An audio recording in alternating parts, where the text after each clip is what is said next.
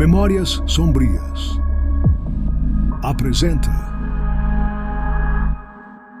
4 memórias inexplicáveis nas alturas. História 1. Sombras no horizonte. Era uma noite típica de inverno, com ventos cortantes e o céu encoberto por nuvens densas. O capitão Eduardo, um experiente piloto com mais de 20 anos de aviação, estava no comando do voo 784. A bordo havia apenas meia dúzia de passageiros. No entanto, ao cruzar os 30.000 pés, os instrumentos começaram a falhar misteriosamente. As luzes da cabine piscavam. O rádio emitia apenas ruídos estáticos e uma presença estranha parecia rondar a aeronave. Eduardo sentia uma inquietação crescente, mas procurava manter a calma para não alarmar a tripulação. O radar finalmente voltou a funcionar, mas mostrava algo que não deveria estar lá. Uma segunda aeronave parecia voar ao lado deles, mas sem sinal identificável. Era um jato desconhecido, completamente apagado, mas que acompanhava todos os movimentos do voo 784 como uma sombra sinistra. Em determinado momento, Eduardo decidiu tentar um contato visual. Ele inclinou o avião ligeiramente para o lado e viu algo que nunca esqueceria. A outra aeronave estava ali, mas através de suas janelas não havia passageiros ou luzes internas. Era como se estivesse vazia, ou pior, abandonada em pleno ar. Eduardo e sua copilota, Renata, tentaram manobras evasivas, mas o objeto continuava ao lado deles como um espelho sombrio. Subitamente, uma voz surgia nos rádios, fragmentada e com tom metálico, repetindo frases desconexas em línguas que nenhum deles conhecia. O pânico tomava conta da cabine quando o sistema de navegação começava a direcioná-los para um ponto fixo, uma coordenada que nenhum mapa reconhecia. Determinado a proteger seus passageiros, Eduardo tomou a difícil decisão de enfrentar o desconhecido e seguir o curso forçado. Quando o avião finalmente emergiu das nuvens densas, o horizonte revelou algo aterrador. Uma imensa estrutura flutuante, iluminada por luzes estranhas que pareciam vibrar no ar. A última comunicação registrada no rádio antes do desaparecimento do voo dizia apenas: "Eles estão aqui." O que aconteceu depois permanece um mistério, mas algumas noites, pilotos relatam voar próximos à mesma coordenada e juram ouvir o mesmo som metálico nas frequências de rádio. O destino final de Eduardo e sua tripulação é desconhecido, mas suas histórias ainda assombram a aviação até hoje. História 2. Rota de encontro. No controle de um pequeno avião cargueiro, Miguel seguia uma rota isolada para entregar suprimentos em uma área remota. Era uma viagem rotineira, mas naquela noite, tudo parecia diferente.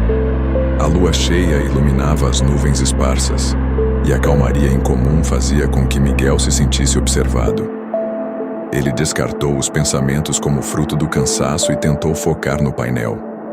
De repente, o rádio emitiu um ruído estrondoso antes de se calar por completo. Logo depois, todas as luzes internas apagaram, mergulhando a cabine na escuridão. Miguel ativou os sistemas de emergência enquanto lutava para manter o controle da aeronave. Quando as luzes de emergência acenderam, ele notou algo gravado na lateral da fuselagem, algo que com certeza não estava lá antes de decolar. Marcas que se assemelhavam a runas antigas. Ao mesmo tempo, um som baixo, quase imperceptível, preenchia o ar. Parecia um coro vindo de dentro do próprio avião. Com os pelos da nuca arrepiados, ele foi verificar a área de carga. As caixas estavam intactas, mas no chão havia pegadas úmidas que não eram dele. Miguel voltou apressado para a cabine e acelerou a aeronave, querendo se afastar do local o mais rápido possível. Mas o coro ficou mais alto. Desta vez, vozes distintas começavam a sussurrar o nome dele. "Miguel, volte, volte." Ele desviou o olhar por instinto para o espelho da cabine e viu algo que fez seu sangue gelar. Atrás dele, refletido na janela, havia uma figura nebulosa, como uma sombra com olhos brilhantes e intensos. Ele puxou o avião para subir bruscamente e, como num estalo, tudo parou. O rádio voltou a funcionar, as luzes estabilizaram e as pegadas desapareceram. Quando finalmente aterrissou em segurança, o avião foi inspecionado, mas não encontraram sinais de alteração. Apesar disso, Miguel sabia o que viu e ouviu. Sua história se tornou lenda entre os pilotos, e até hoje, ele se recusa a voar sozinho durante a noite. História 3. Eco noturno. Camila era uma copilota recém-promovida, ansiosa por sua primeira missão noturna em uma rota internacional. O voo seguia tranquilo até a metade, quando os monitores captaram uma pequena turbulência.